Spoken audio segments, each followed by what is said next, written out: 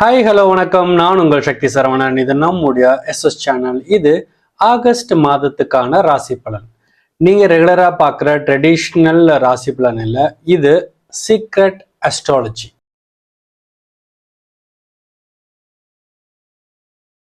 நம்ம வாழ்க்கை நம்ம கையில இருக்கா இல்லைன்னா நவ கிரகங்களோட கையில இருக்கா? ஒரு சில பேர் என்ன சொல்லுவாங்கன்னா, வாழ்க்கை நம்ம கையில இருக்கு, நவகிரகங்கள் கையில ஒன்றும் இல்லை, நாலாவது கோலாவது, அவன் வாழ்க்கை அவன் கையில இருக்குது அப்படின்னு சொல்ற ஒரு கூட்டம் தனியா இருக்கு. நம்ம கையில ஒண்ணுமே இல்லைங்க, எல்லாமே அந்த கிரகங்களோட வேலை. நம்ம வாழ்க்கையில் நடக்கிற ஒவ்வொன்றையும் அந்த கிரகங்கள் தான் தீர்மானிக்குது. அதனால நம்ம நவகிரகங்கள் எல்லாம் பிரீத்தி பண்ணினோம்னா நம்மளுடைய கஷ்டங்கள் எல்லாம் குறையும், நம்ம லைஃப்ல நடக்க வேண்டிய நல்லதெல்லாம் நடக்கும். ஸோ நவகிரகங்கள் தாங்க, விதி தாங்க எல்லாமே. அந்த கிரகங்கள் என்ன சொல்லுதோ, ஜாதகம் என்ன சொல்லுதோ அதாங்க எல்லாமே அப்படின்னு சொல்ற ஒரு கூட்டமும் இருக்கு. நான் என்ன சொல்றேன்னா, ரெண்டுமே உண்மைன்றேன். அதாவது பெரியவங்க விதியை யாராலும் மாற்ற முடியாது அப்படின்னு சொன்ன அதே பெரியவங்க தான் விதியை மதியால் வெல்லலாம்னு சொல்லி வச்சிருக்காங்க. இந்த மாதம் உங்க ராசிக்கான கிரக பலன்கள் எப்படி இருக்கு, அதை நீங்க எப்படி புரிஞ்சுக்கணும், அந்த விதியை உங்க மதியால நீங்க எப்படி வெல்லலாம், அதை பற்றி எல்லாம் தான் இந்த பதிவில் நாம பார்க்க போறோம். ஒவ்வொரு மாதமும் வரும் பலன்களை நீங்க கேட்க கேட்க உங்களுக்கு மெதுவாக எப்படி நம்முடைய விதியை மதியால் வெல்லலாம் அப்படிங்கிற அந்த நுட்பமெல்லாம் தெரிய ஆரம்பிக்கும். ஓகே, மறக்காம சப்ஸ்கிரைப் பண்ணிக்கோங்க, லைக் பண்ணுங்க, ஷேர் பண்ணுங்க, கமெண்ட் பண்ணுங்க. அண்ட் வாங்க உங்களுடைய ராசி பலன்களை பார்ப்போம். இது உங்க ராசியை மட்டுமே வைத்து பார்க்கின்ற பொதுவான பலன். நம்ம உங்களுடைய ஜாதக கட்டத்தையோ உங்களுடைய தசா புத்தி பலன்களையோ லக்னத்தையோ அப்படிலாம் எதுவும் நம்ம கணக்கில் எடுத்துக்கல. பொதுவாக உங்களுடைய ராசியை மட்டுமே மையமாக வைத்து இந்த பலன்கள் உங்களுக்கு சொல்லப்படுகின்றன. ஆக்சுவலாக அது போதும். ஏன்னா நம்மளுடைய ராசி தான் நம்மளுடைய மைண்டு, நம்ம மைண்டு தான் நம்மளுடைய வாழ்க்கை. அதனால ஆக்சுவலாக ராசியை வச்சு பார்க்கறது போதும். அந்த வகையில் பார்க்கும்போது மேஷ ராசி அன்பர்களை இந்த மாதம் உங்களுக்கு குறிப்பாக 3 ராசிகள் ரொம்ப டாமினண்டா இன்ஃப்ளூயன்ஸ் பண்ண போது நம்ம அதை பத்தி இந்த பதிவில் பார்ப்போம். இந்த மாதம் மேஷ ராசிக்கு அதிகமா இன்ஃப்ளூயன்ஸ் பண்ண போற 3 கிரகங்கள் செவ்வாய், குரு, ராகு. உங்க ராசிக்கு செவ்வாய் 3ஆம் வீட்டுல இருக்காரு. செவ்வாய் தான் பொதுவா இந்த ஆக்ஷன் எடுக்கிறது, தைரியம், ஃபோர்ஸு, இந்த ஏரியாலாம் செவ்வாயோடைய இடம். அதனால செவ்வாயோடைய தாக்கத்துல உங்களுக்கு 2 விதமான சிக்னல்ஸ் வரும். Positive signal, negative signal. Positive சிக்னலாக பார்ப்போம். போதும்டா, ரொம்ப நாள் யோசிச்சாச்சு, இனிமேல் ஆக்ஷனில் இறங்கணும் அப்படின்ற மாதிரி உங்களுக்கு தோண ஆரம்பிக்கும். இந்த மாதம் நீண்ட நாட்களாக நீங்கள் தள்ளி போட்ட ஒரு வேலையை இன்னைக்கு ஆரம்பிக்கணும்லாம் உங்களுக்கு தோணும். இப்போ வேலை தேடிட்டு இருக்கவங்களுக்கெல்லாம் ரெஸ்யூம் அனுப்பணும், அடுத்து இன்டர்வியூ அட்டன் பண்ணணும் அப்படின்லாம் உள்ளுக்குள்ள இருந்து ஒரு உந்துதல் வரும். யார்கிட்டயாவது ஆப்பர்ச்சுனிட்டி கேட்டு பேசணும்னு தோணும். பிஸ்னஸ் பண்ணுறவங்களுக்குலாம் புதிய கிளைண்ட்டை காண்டாக்ட் பண்ணலாம், ஒரு கோல்டு கால் பண்ணலாம், புதுசு ஐடியா ஏதோ ஒன்று ட்ரை பண்ணலாம் அப்படின்லாம் வரும். பிஸ்னஸ் அடுத்த லெவலுக்கு கொண்டு போகணும்னு தோணும். இதுவே நீங்கள் ஸ்டூடெண்ட்டாக இருந்தீங்கன்னா ஃபோனு கீழே வச்சுட்டு ஒரு மணி நேரமாவது ஒழுக்கமாக படிக்கலாம் அப்படிங்கிற மாதிரியெல்லாம் உங்களுக்கு தோணும். ரிலேஷன்ஷிப்பை பொறுத்த வரைக்கும் ஈகோலாம் பார்க்க வேணாண்டா, நாமளே பேசிடலாம் போ அப்படின்னு தோணும். ரிலேஷன்ஷிப் தான் முக்கியம், ஈகோ முக்கியம் இல்லை அப்படிங்கிற மாதிரிலாம் தோணும். இதெல்லாம் செவ்வாயோடைய பாசிட்டிவான வைப்பு. ஸோ இந்த மாதிரியான பாசிட்டிவான வைப்பு, களத்தில் இறங்கலாம், செய்யலாண்டா, ஏதாவது முயற்சி பண்ணலாண்டா, அந்த ஃபைனல் ரிசல்ட் தான் முக்கியம், கமான் மூவ் அப்படிங்கிற மாதிரியான சில தாட்ஸு, சில எமோஷன்ஸு, சில ஃபீலிங்ஸ் எல்லாம் வருதா, அதெல்லாம் செவ்வாய் பகவான் இந்த மாதம் உங்களுக்கு தரப்போகிறார் இல்லை, அந்த சிக்னல்களை தந்து கொண்டுதான் இருக்கிறார். பட் அதே செவ்வாய் கிட்ட இருந்து நெகட்டிவான வைப்ஸும் வருது. அது என்னன்னு பார்ப்பான். அதே செவ்வாய் பகவான் உங்களுக்கு வேற மாதிரி வேலையும் செய்வாரு. அவன் எப்படா அந்த மாதிரி பேசலாம், விடாரா, அவனுக்கு பதில் சொல்லு அப்படிங்கிற மாதிரி உள்ளுக்குள்ள தோணும். வாட்ஸ்அப்ல ஒரு மெசேஜ் வந்துச்சுன்னா அது என்னென்ன படிச்சு யோசிச்சு ரிப்ளை பண்ணணுமா வேணாமான்ல இல்லாம எடுத்தோம் படிச்சோம் கவுத்தோன்ற மாதிரி டப்புன்னு ரிப்ளை பண்ணுவீங்க கோவத்துல. அதெல்லாமே உங்களுக்கு இந்த மாசம் அந்த இன்ஃப்ளூயன்ஸ் எல்லாம் உங்களுக்குள்ள நடக்கும்.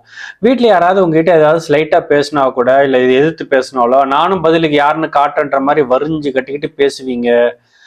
பிஸ்னஸ்ல வந்து எதையும் முழுசா செக் பண்ணாம விட்றா பார்த்துக்கலாம், பின்னாடி என்ன பிரச்சனை வந்தாலும் அதெல்லாம் பார்த்துக்கலாம், போயிட்டே இரு அப்படிங்கிற மாதிரியான எமோஷன்லாம் உள்ளுக்குள்ள இருந்து கிளம்பும்.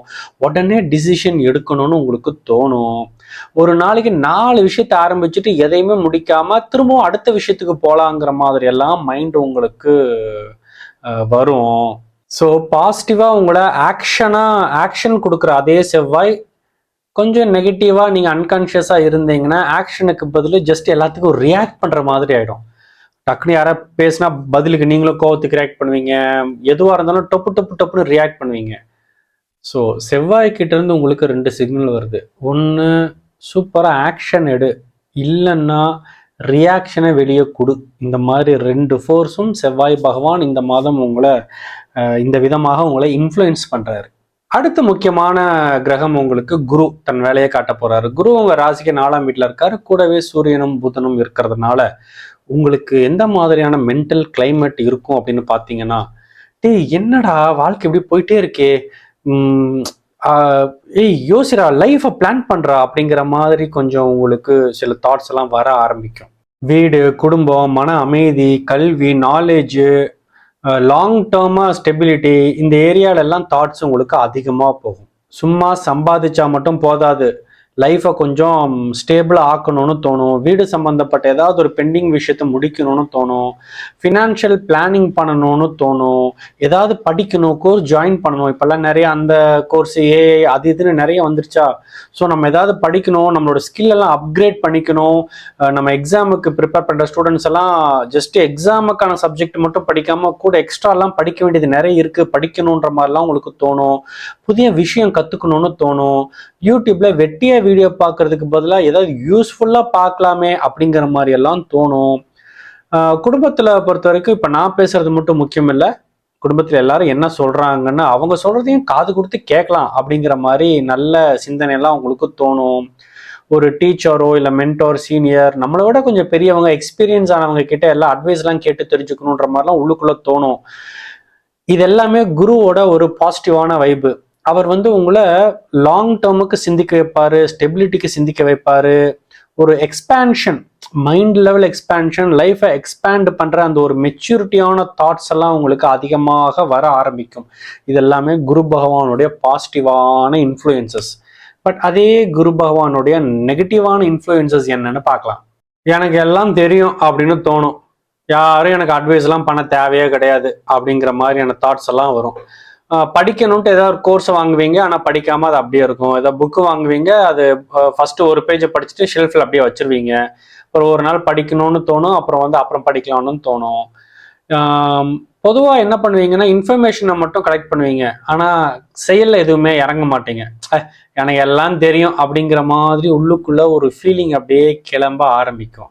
குடும்பத்தில் யாராவது ஏதாவது சொன்னா கூட அது என்ன நீ சொல்றது, நான் சொல்றது நீ கேட்டு நட, நான் கொடுக்குற அட்வைஸ் எல்லாம் கேட்டு நடந்தாலே குடும்பம் நல்லா இருக்கும் தெரியுமா, எங்க நான் சொல்றது எவனும் கேட்க மாட்டேங்கிறான், நான் சொல்றது தான் சரி அப்படிங்கிற மாதிரியான சிந்தனைகள் எல்லாம் மேலோங்கி வரும்.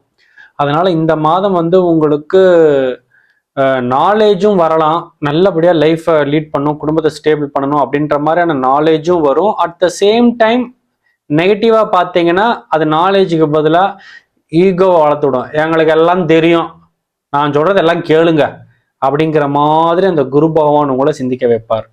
ஸோ அறிவை வளர்த்துக்கணும், 4 பேர்கிட்ட அட்வைஸ் கேட்கணும், எல்லாரையும் புரிஞ்சுக்கணும் அப்படிங்கிறதும் குருவோட பாசிட்டிவ் சிக்னல்.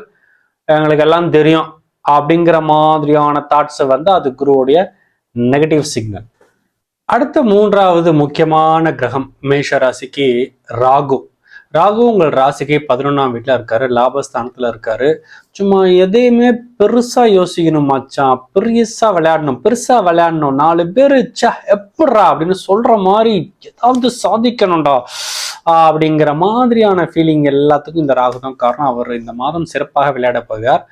அவருடைய பாசிட்டிவான சைடு ராகு கிட்ட இருந்து உங்களுக்கு வர அந்த பாசிட்டிவான இன்ஃப்ளூயன்சஸ் எல்லாம் என்னன்னு பாத்தீங்கன்னா, இப்ப இருக்கிற வாழ்க்கை மட்டும் போதாதுரா, இன்னும் பெரிய லெவலுக்கு நம்ம போகணும் அப்படிங்கிற மாதிரிலாம் உங்களுக்கு தோணும். உங்களுடைய இன்கம் எல்லாத்தையும் இன்க்ரீஸ் பண்ணணும்னு தோணும், பிஸ்னஸை நல்ல பெருசாக எக்ஸ்பேண்ட் பண்ணணும்னு தோணும், இன்னும் நிறைய விஷயங்கள். ஸ்டூடெண்ட்ஸுக்கெல்லாம் புதுசு புதுசா படிக்கணும்னு தோணும். பெருசு பெருசா நாளைக்கு எந்த சப்ஜெக்ட் ஹிட் ஆக போதோ அதை இன்னைக்கே நம்ம ப்ரிப்பேர் பண்ணணும்லாம் உங்களுக்கு தோணும். நிறைய புதிய மனிதர்கள் எல்லாம் மீட் பண்ணணும்னு தோணும். உங்களுடைய நெட்வொர்க் எல்லாத்தையும் பயங்கரமா பில்டு பண்ணணும் அப்படிங்கிற மாதிரி எல்லாம் தோணும். நம்ம யாருன்னு நிறைய பேருக்கு தெரிய மாட்டேங்குது. இந்த இன்ஸ்டாகிராமு, ஃபேஸ்புக் இந்த மாதிரி சோஷியல் மீடியாலலாம் நிறைய பதிவுகள் போஸ்ட்லாம் போட்டு நாம யாருன்னு காட்டணும்டா, நம்மளோட கெத் அப்படி இன்க்ரீஸ் பண்ணணும்டா அப்படிங்கிற மாதிரியான தாட்ஸ் எல்லாம் ராகு உங்களுக்கு அதிகமாக இந்த மாதம் வழங்குவார். ஆனா அதே ராகுவோட நெகட்டிவ் சைடு என்னன்னு பாத்தீங்கன்னா, அதே இன்ஸ்டாகிராமை திறந்து அடுத்தவங்க வாழ்க்கையை பார்த்துட்டு அவனுக்கு மட்டும் எப்படி எல்லாம் நடக்குதுன்னு தோண வைப்பாரு. அவளுக்கு இவ்வளவு ஃபாலோவர்ஸா, எனக்கு மட்டும் ஏன் இல்லை அப்படின்னு தோணும். அவன் வீடு வாங்கிட்டான், இவன் கார் வாங்கிட்டான், அவனுக்கு பிசினஸ் நல்லா போகுது, நான் மட்டும் என்ன பண்ணிட்டு இருக்கேன் அப்படின்னு உங்களையும் அடிச்சுக்கணும் போல தோணும். ரீல்ஸுக்கு மேல ரீலா ஸ்க்ரால் பண்ணிட்டு அடுத்தவன் வாழ்க்கையை பார்த்து பார்த்து உங்க வாழ்க்கையை வெறுக்கணும்னு தோணும். இன்னைக்கு விதை போட்டுட்டு எனக்கு நாளைக்கே ரிசல்ட் வரணும் அப்படிங்கிற மாதிரி உள்ளுக்குள்ள அப்படி ஒரு துடிப்பெல்லாம் வரும். அந்த மாதிரி நாளைக்கு ரிசல்ட் வரலன்னா எனக்கு மட்டும் ஏன் எதுவுமே நடக்க மாட்டேங்குது அப்படின்னு படுத்து புலம்பிக்கிட்டே கடக்கணும்னு தோணும். இது எல்லாமே ராகுவினுடைய வேலை. பாசிட்டிவா இருக்கும் பொழுது ஒரு பாசிட்டிவ் சிக்னல் என்னன்னா, உங்களுக்குள்ள அப்படியே ஒரு ஆம்பிஷனை கொடுப்பாரு. நான் யாருன்னு காட்டணும்டா எல்லாருக்கும் அப்படின்னு ஒரு ஆம்பிஷனை கொடுக்கணும்னு நினைப்பாரு. அதுவே நெகட்டிவ் சைட்ல இருந்து பார்த்தா அடுத்தவங்களோட கம்பேர் பண்ணி எனக்கு மட்டும் ஏன் எதுவுமே நடக்க மாட்டேங்குது அப்படின்னு உங்களை ஒரு மாதிரி நொந்த நூடுல்ஸ் ஆக்கி அள வைப்பாரு. இதுதான் ராகுவோடைய positive and negative side. So இப்போ இந்த முக்கியமான 3 கிரகங்களும் உங்களுக்கு இந்த பாசிட்டிவ் சிக்னலையும் நெகட்டிவ் சிக்னலையும் ரெண்டையும் அனுப்புறாங்களா? ஒரு நிமிஷம் யோசிச்சு பாருங்களேன். கொஞ்சம் பாசிட்டிவா இந்த மாசம் மட்டும் நீங்க தெளிவா பாசிட்டிவா இருந்தீங்கன்னா, செயலில் இறங்கணும்னு ஒரு உத்வேகத்தோட நீங்க களத்துல இறங்கணும்னு நீங்க முடிவு பண்ணிருந்தீங்கன்னா, பாசிட்டிவ் சிக்னலை மட்டும் நான் எடுத்துக்குவேன் அப்படின்ற மாதிரி முடிவு பண்ணிருந்தீங்கன்னா, செவ்வாய் உங்களை வந்து எந்த ஆக்ஷன் எடுறா, புதுசா ஏதாவது பண்ணலாம்டா, களத்துல இறங்குடா, படிடா, அதுடா இதுடான்னு அவரு உள்ளுக்குள்ள இருந்து ஒரு ஃபோர்ஸை கொடுக்குறாரு. கூடவே குரு பகவான் சேர்ந்துக்கிட்டு, டேய் சும்மா களத்துல இறங்காத, எல்லாம் தெரிஞ்சுக்கோ, இன்னும் புதுசா கத்துக்கோ, எக்ஸ்பேண்ட் பண்ணு, லாங் டேர்ம் கோலுக்கு, லாங் டேர்ம் சக்சஸ்க்கு என்ன பண்ணணுமோ எல்லாம் தெரிஞ்சுக்க, யார்கிட்ட உதவி கேட்கணும்னா கேளு, எல்லாம் பண்ணு அப்படின்ற மாதிரி அவரு ராகு வந்து காட்டுறோண்டா யாருன்னு காட்டுறோண்டா, லாபத்தை கொள்ளைய அடிக்கிறோண்டா, லாபம் சம்பாதிக்கிறோண்டா, கமான் இறங்கடா அப்படின்ற மாதிரி உங்களுக்குள்ள இந்த மாசம் அப்படியே எனர்ஜி பூத்து குலுங்கி மேஷராசிக்காரங்க சும்மா அப்படியும் பண்ணலாம். அதே செவ்வாய், ஆடா நீ என்னடா சொல்றது, நான் என்னடா கேட்கறது, என்னோட நீ பெரிய ஆளாடா அப்படின்ற மாதிரி சின்ன சப்ப மேட்ருக்கு கூட சண்டை வந்து கத்தலாம். குரு பகவான் வந்து எனக்கு எல்லாம் தெரியும், நான் யாரு தெரியுமா, ஓ நீ எனக்கே சொல்றியோ, அவ்வளவு பெரிய ஆளா நீ, நான் சொல்றது வீட்டுல எல்லாரும் கேளுங்க அப்படின்ற மாதிரியான ஈகோவை வளர்த்து விடலாம். ஐயோ எல்லாருமே வாழ்க்கையில சந்தோஷமா இருக்கிறாங்களே, நான் மட்டும் இப்படி கிடக்குறேன்னு உங்களை ராகு அழ வைக்கலாம். ஸோ நீங்க வந்து சும்மா பாசிட்டிவ் சைட்ல இந்த மாசத்தை அப்படி பயன்படுத்த போறீங்களா, இல்ல நெகட்டிவ் சைட்ல இப்படி பயன்படுத்த போறீங்களா?